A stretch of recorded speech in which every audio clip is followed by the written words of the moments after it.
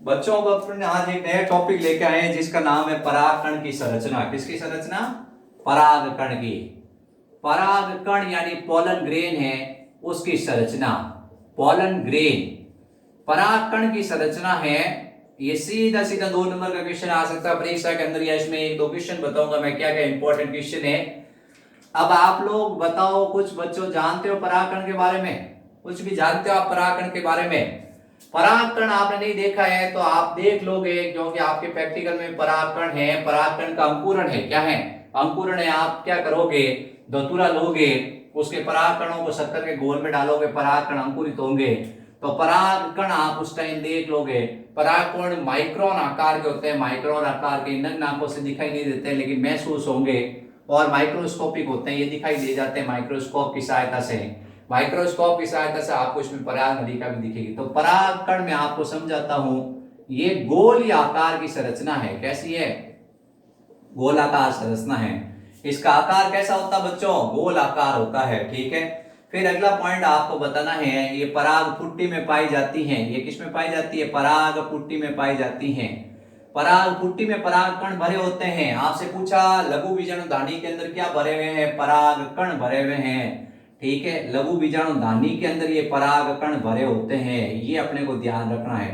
फिर अगला क्वेश्चन आपको बताना है, ये जो परागकण है ये नर युग्मोद्भिद विकास की प्रथम कोशिका है। आगे अपन नर युग्मोद्भिद पढ़ेंगे, नर युग्मोद्भिद का विकास पढ़ेंगे। नर युग्मोद्भिद विकास की प्रथम कोशिका है, ये भी अपने सवाल बनता है। नर युग्मोद्भिद विकास की प्रथम कोशिका का नाम क्या है? परागकण है।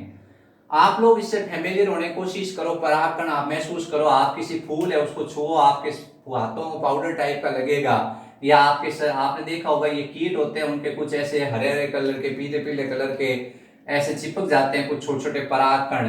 तो ये परागकण होते हैं, ये नर युग्मोद्भिद विकास की प्रथम कोशिका है। अब अपन परागकण है, इसके 2 स्पर्श स्तर होते हैं। परागकण के कितने स्पर्श स्तर होते हैं? 2 स्पर्श स्तर होते हैं। ये अपने को ध्यान रखना है। परागकण के बाहर की ओर ये है बाह्य स्टोल। परागकण के बाह्य की ओर है, उसका नाम है बाह्य स्टोल। और परागकण के भीतर की ओर है स्तर, उसका नाम है अंतःस्टोल। ठीक है। परागकण के कितने स्पर्श स्तर है? 2, बाह्य स्टोल और अंतःस्टोल। याद रह जाएगा बच्चों? याद रह जाएगा। परागकण के कितने स्तर है? 2 स्तर है, बाह्य स्टोल और अंतःस्टोल। बताओ कितने स्तर होते हैं? आप बताओगे, बोलोगे, कमेंट बॉक्स में बोल सकते हो। ऐसे तो आप क्या है, कॉपी में लिख के बता सकते हो कि सर इसका बाह्य स्टोल अंतःस्टोल 2 स्तर है। बाह्य स्टोल होता है ये बाहर की तरफ होता है और स्पोरोपोलिनिन का बना होता है। बाह्य स्टोल बाहर की तरफ होता है और स्पोरोपोलिनिन का बना होता है। ये हो गया इंपॉर्टेंट क्वेश्चन कि बाह्य स्टोल किसका बना होता है? बाह्य स्टोल किसका बना होता है? बाह्य स्टोल किसका बना होता है? क्वेश्चन आ गया। अपन ने भी आंसर दे दिया, स्पोरोपोलिनिन का बना होता है। स्पोरोपोलिनिन, ये शब्द आपको याद रखना है। किस किस बच्चे को याद हो गया? कौन कौन बच्चा है जिसको याद हो गया स्पोरोपोलिनिन? कमेंट बॉक्स में लिखो स्पोरोपोलिनिन एक बार। स्पोरोपोलिनिन लिखने से याद होगा। स्पोरोपोलिनिन, स्पोरोपोलिनिन या सर्वाधिक ज्ञात कठोरतम पदार्थ है। सर्वाधिक ज्ञात कठोरतम कार्बनिक पदार्थ कौन सा है? क्वेश्चन पूछा गया। अगला क्वेश्चन यहां से बना, सर्वाधिक ज्ञात कठोरतम कार्बनिक पदार्थ कौन सा है? तो अपन ने भी उत्तर दे दिया। उत्तर क्या दिया बताओ? क्या दिया बच्चों? स्पोरोपोलिनिन। क्या दिया? स्पोरोपोलिनिन। स्पोरोपोलिनिन सबसे ज्ञात कठोरतम कार्बनिक पदार्थ है। ये मतलब इसके ऊपर उच्च तापमान का प्रभाव नहीं होता है, इसके ऊपर अम्ल का प्रभाव नहीं होता है, इसके ऊपर क्षार का प्रभाव नहीं होता है, यानी इसका निम्नीकरण संभव नहीं है। आपने कहा कि आज मैं इसको गला दूंगा, आज मैं इसको जला दूंगा, आज मैं इसको नष्ट कर दूंगा, इसके ऊपर किसी एंजाइम का प्रभाव नहीं होता है। आपने इसके ऊपर एंजाइम गिराए, pepsin, rennin, trypsin, lipase enzyme गिराए और कहा कि मैं इसको नष्ट कर दूंगा। एंजाइम द्वारा नष्ट नहीं होता है, एंजाइम द्वारा नष्ट नहीं होता है। तो कितना अच्छा क्वेश्चन बन गया बच्चों स्पोरोपोलिनिन का। स्पोरोपोलिनिन सर्वाधिक ज्ञात कठोरतम कार्बनिक पदार्थ है जिसके ऊपर तापमान, अम्ल, क्षार का प्रभाव नहीं होता और इसका निम्नीकरण नहीं हो सकता है, यानी किसी एंजाइम द्वारा ये नष्ट नहीं हो सकता है। परागकण, परागकण के बारे में ये बताना है। फिर परागकण है, इसमें स्पोरोपोलिन हो गया है। स्पोरोपोलिन सर्वाधिक ज्ञात कठोरतम कार्बनिक पदार्थ है। ठीक है, इस बाह्य जो ये बाह्य चोल है इसमें कुछ जगह स्पोरोपोलिन होता नहीं है, वहां पाए जाते हैं छिद्र। उन छिद्रों को अपन कहते हैं जनन छिद्र। उन छिद्रों को अपन कहते हैं जनन छिद्र। ये कुछ जगह पे क्या होता है, स्पोरोपोलिन होता नहीं है। स्पोरोपोलिन होता नहीं है तो वहां छिद्र पाए जाते हैं, उन छिद्रों को कहते हैं जनन छिद्र। क्या कहते हैं बच्चों, जनन छिद्र। क्या कहते हैं, जनन छिद्र कहते हैं। याद रखना ये जनन छिद्र है। क्या है, जनन छिद्र है। कि यहाँ पर क्या है, जनन छिद्र है। इन जनन छिद्रों से क्या निकलता है, इन जनन छिद्रों से निकलती है पराग नलिका। इन जनन छिद्रों से क्या निकलेगी, इन जनन छिद्रों से निकलेगी ऐसे पराग नलिका। क्या निकलेगी, पराग नलिका। ये ऐसे पराग नलिका निकलेगी। तो क्वेश्चन आ गया कि जनन छिद्रों से क्या निकलती है, पराग नलिका। क्या निकलती है, पराग नलिका, पोलन ट्यूब। अब सवाल पूछा कि ये जनन छिद्रों से पराग नलिका निकलती है, इसको क्या कहते हैं, पराग नलिका। तो इसको कहते हैं परागकण का अंकुरण। क्या कहते हैं, परागकण का अंकुरण। परागकण का अंकुरण क्या है, जनन छिद्रों से पराग नलिका निकलती है, इसको कहते हैं परागकण का अंकुरण। ये परागकण का अंकुरण हो गया। क्या हो गया, परागकण का अंकुरण हो गया। ठीक है, तो अपने ये थोड़ा मैंने आपको इंट्रोडक्शन दिया, एक बार वापस सुन लो। परागकण क्या, ये गोलीय आकार की संरचना है। इसमें पराग फुट्टी में ये पाए जाते हैं। नर युग्मोत्तक विकास की प्रथम कोशिका है। फिर आपको बताना है कि इसमें दो स्पर्श स्तर है। बाह्य स्तर को अपन क्या कहते हैं, बाह्य चोल, और आंतरिक स्तर को क्या कहते हैं, अंतःचोल। बाह्य चोल है उसमें क्या पाए जाते हैं, जनन छिद्र। क्या पाए जाते हैं, जनन छिद्र। बाह्य चोल किसका बना होता है, स्पोरोपोलिन का। स्पोरोपोलिन का ये बना होता है। इसकी विशेषता, स्पोरोपोलिन की विशेषता है सर्वाधिक ज्ञात कठोरतम कार्बनिक पदार्थ स्पोरोपोलिन। इसका तापमान द्वारा, उस अम्ल द्वारा, क्षार द्वारा निम्नीकरण नहीं हो सकता। कोई भी एंजाइम इसके ऊपर डाल दो नष्ट नहीं होगा। ये परागकण को जीवित जीवाश्म की तरह करोड़ों वर्षों तक सुरक्षित बनाए रखता है। ये क्वेश्चन और बन गया कि जीवित जीवाश्म, लिविंग फॉसल, जीवित जीवाश्म की तरह करोड़ों वर्षों तक सुरक्षित बनाए रखने के लिए, जीवित जीवाश्म की तरह करोड़ों वर्षों तक सुरक्षित बनाए रखने के लिए किसका उपयोग होता है, स्पोरोपोलिन का। स्पोरोपोलिन का उपयोग क्या है, परागकण को जीवित जीवाश्म की तरह करोड़ों वर्षों तक सुरक्षित बनाए रखने में। अब ये अंतःचोल है, उसके बारे में अपन बताते हैं। ये क्या है, एक आंतरिक परत है जो सतत है, लगातार है, ठीक है, पतली है, और ये सेलुलोज और किसकी बनी होती है, पैक्टिन की बनी होती है। ठीक है, ये सेलुलोज और पैक्टिन की बनी हुई सबसे भीतरी परत है। इसकी विशेषता ये सतत है, पतली है, ये अपने को ध्यान रखना है। एक बीजपत्री में क्या होंगे, 3 जनन छिद्र होंगे। एक बीजपत्री, द्विबीजपत्री में एक जनन छिद्र होगा। इससे पराग नलिका निकलती है। अपन परागकण की संरचना पढ़ रहे थे। परागकण के 2 स्पर्श स्तर है, एक का नाम बाह्य चोल है, एक का नाम अंतःचोल है। ये बाह्य चोल है बच्चों, जो बाहर की तरफ है। ये परागकण को क्या करता है, जीवित जीवाश्म की तरह करोड़ों वर्षों तक सुरक्षित बनाए रखता है स्पोरोपोलिन के कारण। ठीक है, स्पोरोपोलिन का बना होता है। फिर अपन ने पढ़ा था इसमें क्या होते हैं, जनन छिद्र होते हैं। इस तरह से ये, इनसे पराग नलिका निकलती है। ठीक है, अंतःचोल के बारे में अपन 2 लाइन लिख देते हैं। सबसे पहले बताओगे ये भीतरी स्तर है। कैसा स्तर है, ये भीतरी परत है। दूसरी विशेषता आपको बतानी है, ये सेलुलोज और पैक्टिन का बना हुआ है। किसका बना हुआ है, सेलुलोज और पैक्टिन का बना हुआ है। ये भी क्वेश्चन आ गया कि अंतःचोल किसका बना हुआ है, तो आप बता दो कि सेलुलोज और पैक्टिन का बना होता है। इसके ऊपर क्या होते हैं, बाह्य स्टोल के ऊपर ऐसे अलंकरण होते हैं। इस तरह से आप अलग अलग तरह के आप डायग्राम देखोगे तो अलग अलग तरह के आपको परागकण दिखेंगे। तो इसके ऊपर अलंकरण होते हैं, कांटेदार धारदार जाली का वर्ग। परागकण के ऊपर क्या होता है, बाह्य स्टोल के ऊपर अलंकरण पाए जाते हैं। अलंकरण मतलब जो सुशोभित करे, क्या करे, सुशोभित करे, उसको कहते हैं अलंकरण। आप कहते हो मुझे पुरस्कार मिला, मैं कहूंगा आपको अलंकरण हुए, आप अलंकृत हुए। तो इसका मतलब यह है कि इसके ऊपर कांटेदार अलंकरण होते हैं। ऐसे नहीं होना चाहिए भगवान की कृपा से, लेकिन चिपकने लिए चाहिए। कांटेदार, धारदार और जालिकावत अलंकरण होते हैं। ठीक है, कांटेदार, धारदार और जालिकावत अलंकरण होते हैं इसके अंदर। ठीक है, ये ध्यान रखना है। अब उसके बाद अपन समझते हैं आगे क्या होता है, इसका भविष्य समझाते हैं आपको। ये परागकण है, क्या है, परागकण है। इस परागकण के अंदर केंद्र क्या है, बड़ा व सुस्पष्ट है। इस परागकण के अंदर केंद्रक बड़ा व सुस्पष्ट है और जीवद्रव्य सघन और गाढ़ा है। कैसा है? जीवद्रव्य सघन और गाढ़ा है। ये जीवद्रव्य सघन और गाढ़ा है परागकण के अंदर। परागकण है उसका क्या होगा? विभाजन होगा। इसमें दो कोशिका बने। कितनी कोशिका? एक्चुअल में क्या होता है, इसके अंदर ये जुड़ा रहता है और इससे दो कोशिकाएं बनती हैं। एक कोशिका बड़ी होती है और दूसरी छोटी होती है। दो कोशिकाएं बनती हैं, एक बड़ी कोशिका और एक छोटी कोशिका। बड़ी कोशिका में क्या होता है? केंद्रक बड़ा होता है और अनियमित आकार का होता है ऐसे। छोटी कोशिका में क्या होगा? छोटी कोशिका वो तर्कु आकार की होगी। कैसी होगी? तर्कु आकार की होती हैं। दो कोशिका बनती है। बड़ी कोशिका को कायी कोशिका कहते हैं और छोटी कोशिका को जनन कोशिका कहते हैं। तो परागकण है, उस परागकण से कितनी कोशिका बनती है? दो कोशिका, कायी कोशिका और जनन कोशिका। ठीक है। परागकण के आगे विभाजन होने से कितनी कोशिका बनती है? दो कोशिका, कायी कोशिका और जनन कोशिका। नाम याद रह जाएगा बच्चों कि परागकण है उससे कितनी कोशिकाओं का निर्माण होता है? दो कोशिका, कायी कोशिका और जनन कोशिका। ठीक है। अब कायी कोशिका को आप छोड़ दो, जनन कोशिका उसके ऊपर कंसंट्रेट करो। जनन कोशिका का फिर विभाजन होता है। ये जनन कोशिका का फिर विभाजन होगा और इसमें क्या बनेंगे? दो ऐसे नर युग्मक बनेंगे। क्या बनेंगे? दो नर युग्मक बनेंगे। तो एक तो ये जनन कोशिका हो गई और ये कायी कोशिका है। एक तो ये जनन ऊपर है कायी कोशिका और नीचे क्या है? जनन कोशिका। ध्यान से समझना। अब जनन कोशिका उससे दो नर युग्मक बने हैं, तो मैंने क्या किससे बनाया है वो आपको ध्यान रखना है। भाई परागकण था, परागकण से दो कोशिका बनी। एक कोशिका बड़े आकार की थी, दूसरी छोटी लेंस के आकार की, तर्कु आकार की कोशिका थी। उसका नाम जनन कोशिका था। जनन कोशिका से आगे क्या बना? जनन कोशिका से आगे दो नर युग्मक बने। कितने नर युग्मक बने?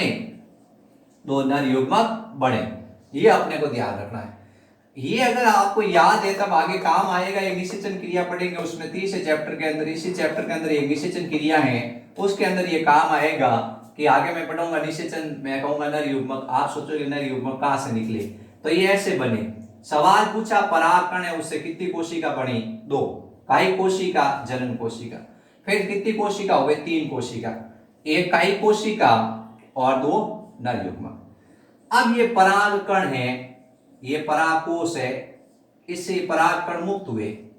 ये परागकण क्या हुए? मुक्त हुए। तो ये दो कोशी की अवस्था में भी मुक्त हो सकते हैं और ये तीन कोशी की अवस्था में भी मुक्त हो सकते हैं। ठीक है। तो आपसे सवाल पूछा जाता है परागकण जब मुक्त होते हैं, परागकण जब हवा में मुक्त होते हैं तो वो कितनी कोशी की अवस्था में होते हैं? दो कोशी की अवस्था। दो कोशिकीय अवस्था। ये सवाल उत्तर लिखना है, दो कोशी की अवस्था। अब कोई और भी ज्यादा आपसे पूछ ले, दो कोशिकाओं के नाम बताओ, आप बता दोगे कायी कोशिका और जनन कोशिका। या तीन कोशी की अवस्था, तीन कोशिकीय अवस्था। तीन कोशिकाओं के नाम बताओ, एक कायी कोशिका, दो नर युग्मक। नर युग्मक एक कोशिका है। क्या है? तो इस तरह से दो नर युग्मक है तो कितनी कोशिका हो गई? तीन कोशी की अवस्था। अब ये क्रिया आपने देखी है। ऐसा होता बच्चों कि भाई अपन देखते हैं कि ये परागकण है, ये परागकण हवा में उड़ा, ये दो कोशी की अवस्था में उड़ा। किस अवस्था में उड़ा? हवा में उड़ रहा है परागकण। ये परागकण हवा में उड़ रहा है। एक इसमें कायी कोशिका है, एक इसमें जनन कोशिका है। ये कायी कोशिका है और ये जनन कोशिका। ये क्या है? पुष्प का मादा भाग है जिसका नाम क्या है? वर्तिकाग्र है। क्या है? वर्तिकाग्र है। इस वर्तिकाग्र के ऊपर आके ये बैठा। ये वर्तिकाग्र है, ये वर्तिका है, ये अंडाशय है। आप जानते ही होंगे, आपने ये थोड़ा बहुत आपको नॉलेज ही है। अंडाशय के अंदर ये गोल आकार की संरचना है जिसका नाम है बीजांड। क्या है? बीजांड। अब अपन कहते हैं बीजांड से क्या बनेगा? आगे बीज बनेगा। अंडाशय से क्या बनेगा? आगे फल बनेगा। ठीक है। बाकी पुष्प के सब भाग चढ़ जाएंगे। अब ये परागकण हवा में उड़ा और ये वर्तिकाग्र के ऊपर आके बैठ गया। बताओ ये कितनी कोशी की अवस्था में आके बैठा? उत्तर होगा दो कोशी की अवस्था में। उसके पश्चात क्या होगा? ये तीन कोशी की अवस्था में बदल जाएगा। किसमें बदल जाएगा? तीन कोशी की अवस्था में। फिर इससे क्या निकलेगी? ऐसे पराग नलिका निकलेगी और ये नर युग्मक होंगे, ये आगे इसमें बीजांड में चले जाएंगे। ठीक है। तो आपको मैंने सवाल ऐसे पूछा है कि ये परागकण है, इस परागकण से कितनी कोशिकी की अवस्था मुक्त होता था? आपका उत्तर होगा 2 कोशिकी की अवस्था या 3 कोशिकी की अवस्था में। कोशिकाओं के नाम याद होने चाहिए। पहले अपन ने पढ़ा लघु बीजाणु मात्र कोशिका, लघु बीजाणु मात्र कोशिका से क्या पढ़ा? लघु बीजाणु, और लघु बीजाणु से क्या बने?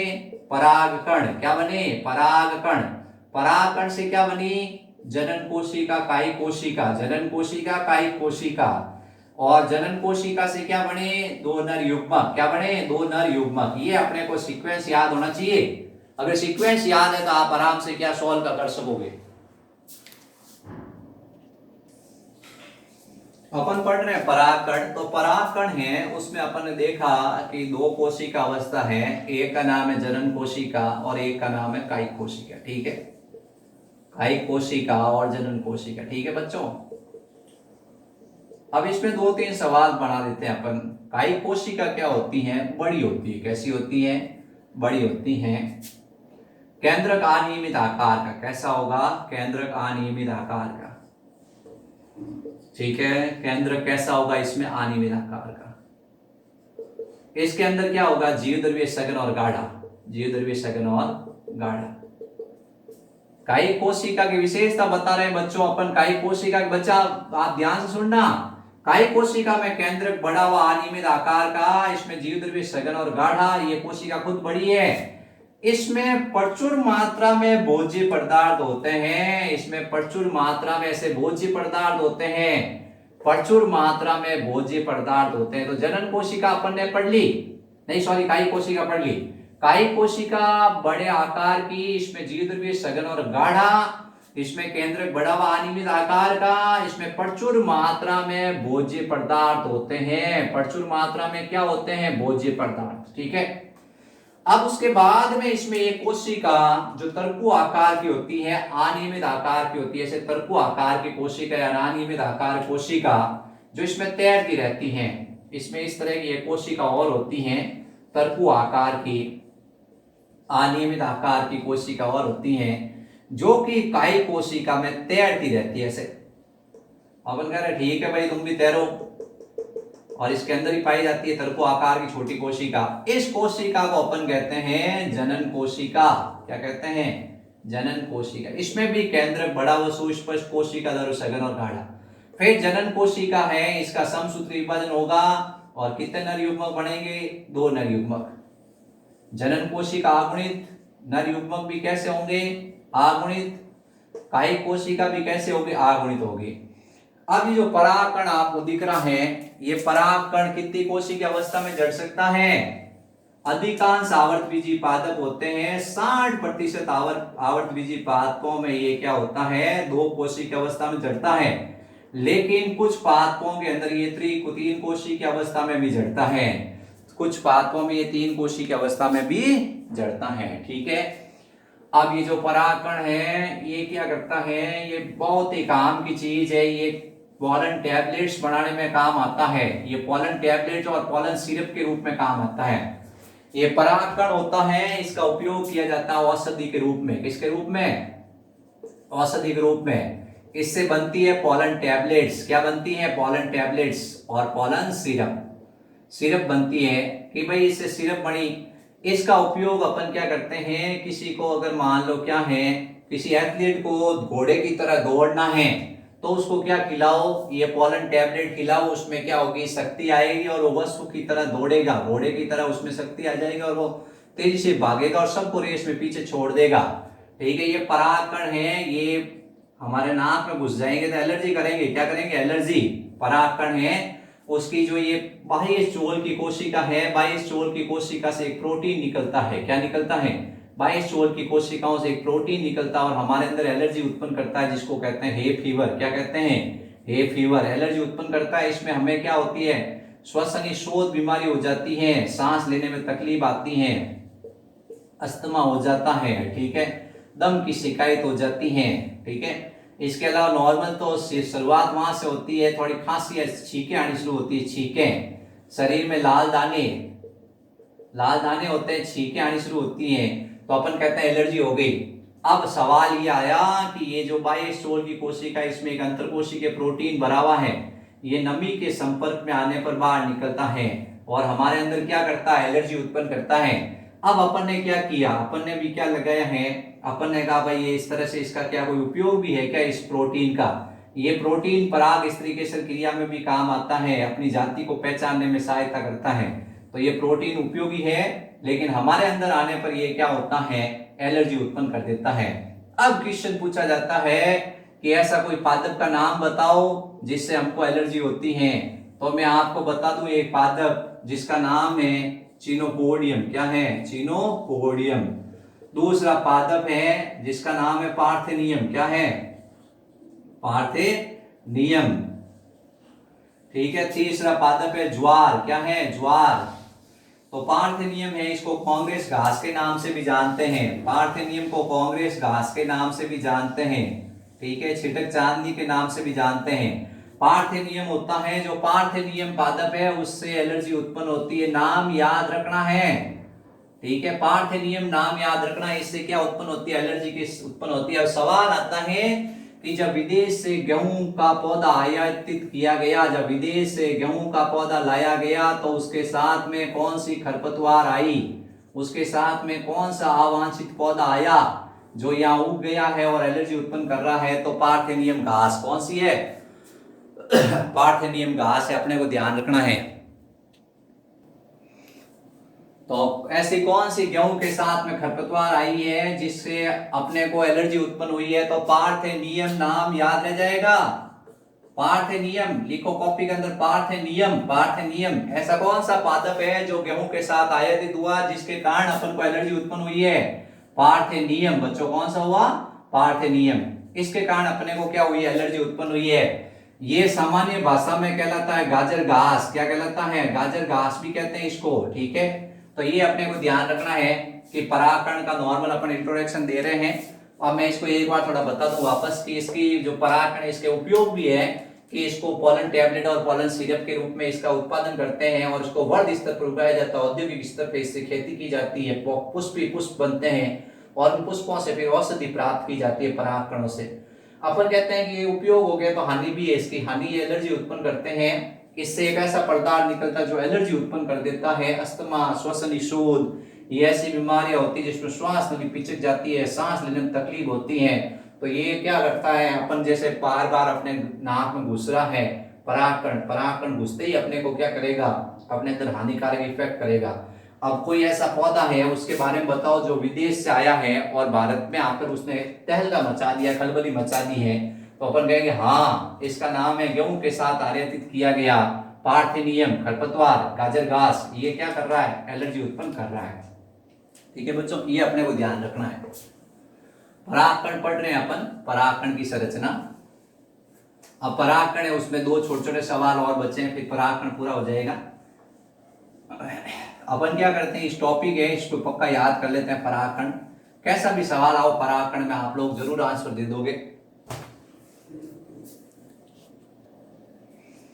अब सवाल आता है कि परागकण है उसकी जीवन क्षमता कितनी होती है। परागकण की जीवन क्षमता अपन कहते हैं लाइफ स्पेन कितना होता है, तो ये एक्चुअल में क्या है, आर्द्रता और तापमान पर डिपेंड है। किसके ऊपर डिपेंड है, आर्द्रता और तापमान पर डिपेंड है। लेकिन जैसे गेहूं के अंदर और धान के अंदर इसकी लाइफ स्पेन, गेहूं है, चावल है, धान है, गेहूं और धान के अंदर ये 30 मिनट तक जिंदा रहते हैं, इससे ज्यादा जिंदा नहीं रहते हैं। लेकिन जैसे लेग्यूमिनेसिकुल है, जैसे रोजेसिकुल है, इन पादपों के अंदर ये कुछ महीने तक जिंदा रह सकते हैं। सोलेनेसिकुल है, लेग्यूमिनेसी, सोलेनेसी, इन पादपों के अंदर ये क्या होते हैं, कुछ महीने तक जिंदा रहते हैं परागकण, फिर इनका लाइफ स्पेन खत्म हो जाता है। ठीक है, तो परागकण का ज्यादा जीवन क्षमता होती नहीं है, तापमान और आर्द्रता पर डिपेंड है, कितनी ह्यूमिडिटी है, कितना टेम्परेचर है। टेम्परेचर ज्यादा है तो तुरंत मर जाएंगे। गेहूं में गिरा परागकण गिरते ही 30 मिनट जिंदा रहेगा, फिर खत्म हो जाएगा। लेग्यूमिनेसी, सोलेनेसिकुल के कुल पादपों में कुछ महीने तक जिंदा रहता है। ये पुष्प है, इसके अंदर ये परागकण मुक्त हुआ, ये मादा भाग इस तरीके से रहे, अगर ये पास में ये परागकण उड़ा पहुंच जाएगा। ये पुष्प है, यहां से ये दूसरा पुष्प है, यहाँ परागकण आना है। अब ये यहाँ से परागकण उड़े, यहाँ से उड़े, 1 महीना हो गया, 2 महीना हो गया तो गिरे, फिर नष्ट हो जाएंगे। यहाँ से आगे 30 मिनट के अंदर तो यहाँ पे ये निषेचन कर पाएंगे। तो इसका जीवन काल है, वो जीवन काल अलग अलग पादपों में वेरिएंट है, ये अपने को ध्यान रखना है। अब सवाल इसमें इंपॉर्टेंट सवाल बनता है, क्रायोप्रिजर्वेशन क्या है? क्रायोप्रिजर्वेशन यानी पराग बैंक क्या है? पराग बैंक क्या होते हैं, बीज बैंक क्या होते हैं, परागकण का जहां संग्रह किया जाता है। एक मैंने बताया कि परागकण विज्ञान क्या है, आपको थोड़ा एक परिभाषा बता दूं।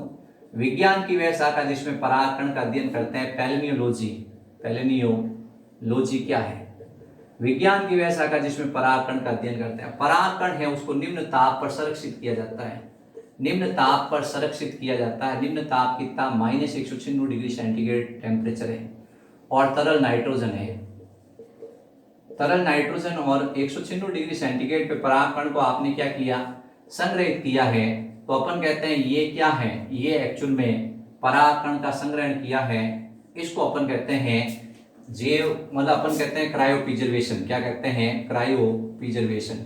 निम्न ताप पर संग्रहित करना, हिमशीतीकरण। क्या कहते हैं? हिमशीतीकरण।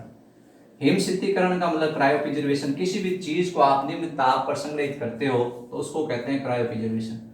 अब जैसे कुछ अच्छे किस्म के सांड होते हैं, अच्छी किस्म के जैसे अच्छी किस्म के सांड होते हैं, अच्छी किस्म के भैंस होते हैं, भैंसे होते हैं, उनके वीर्य को लिया जाता है। क्या किया जाता है? वीर्य को लिया जाता है। फिर इनको क्या किया जाता है, -196 डिग्री सेंटीग्रेड और तरल नाइट्रोजन में डाल दिया जाता है। जिस किसी को भैंस को आवश्यकता होती है अच्छे वीर्य की, या गाय को वीर्य की आवश्यकता होती है, उसके शरीर में डाल दिए जाते हैं। इसी तरह से बीजों को भी संरक्षित किया जाता है। अच्छी किस्म के बीज है उनको भी संरक्षित किया जाता है निम्न ताप पर। तो अपन कहते हैं बीज भंडार। क्या कहा? बीज भंडार। तो इस तरह से ये निम्न ताप पर किसी चीज को संरक्षित करते हैं, इसको अपन क्या कहते हैं? क्रायोप्रिजर्वेशन के नाम से जानते हैं। तो क्रायोप्रिजर्वेशन का मतलब है निम्न ताप पर संरक्षित करना। आपने क्या किया, जैसे शुक्राणु होते हैं उसको संग्रहित किया जाता है, वीर्य को संग्रहित किया जाता है। शुक्राणु वीर्य के अंदर ही होते हैं। नस्ल सुधार करनी होती है, अच्छी किस्म के आपको क्या होते हैं, जंतु बनाने होते हैं, वीर्य इकट्ठा करते हो। आप क्या करते हैं, अच्छी किस्म के पौधे बनाने होते हैं, उनके बीजों को इकट्ठा कर लेते हो। अब उनको संरक्षित रखनी पड़ती है कई सालों तक, कई महीनों तक। कोई जाति विलुप्त होने वाली होती है मान लो, तो उसके जन्मदर को संरक्षित किया जाता है। तो ये आपको क्वेश्चन यहाँ से पुटअप होता है। बहुत अच्छा क्वेश्चन है। कोई भी आपसे 1 नंबर का क्वेश्चन पूछ ले, आपको जनरल साइंस अगर पता है और क्रायोप्रिजर्वेशन आपसे पूछ ले कोई भी, तो आपको बच्चों पता होना चाहिए कि आपने किसी चीज को कभी फ्रीज में रखा है, खराब होती हो? नहीं होती है। बोलो ना, नहीं होती है ना। तो क्रायोप्रिजर्वेशन क्या है? एक ऐसी क्रिया है जिसमें किसी वस्तु को निम्न ताप पर संरक्षित किया जाता है लेकिन वो वस्तु खराब नहीं होती है, तो उसको कहते हैं क्रायोप्रिजर्वेशन। ठीक है। तो क्रायोप्रिजर्वेशन का मतलब हिमशीतीकरण, मतलब उसको आपने लेके बर्फ में डाल दिया, तरल नाइट्रोजन और -196 डिग्री सेंटीग्रेड। तरल नाइट्रोजन निष्क्रिय वातावरण कर देता है। कैसा वातावरण कर देता है? निष्क्रिय वातावरण कर देता है। तो इस तरह से वस्तु लंबे समय तक खराब नहीं होती है। तो ये परागकण मैंने पूरा समझा दिया है, आप लोग अच्छे से याद करना है इसको, और कोई समस्या हो तो मेरे को बता देना कि सर हमको ये समझ में नहीं आया। Thank you.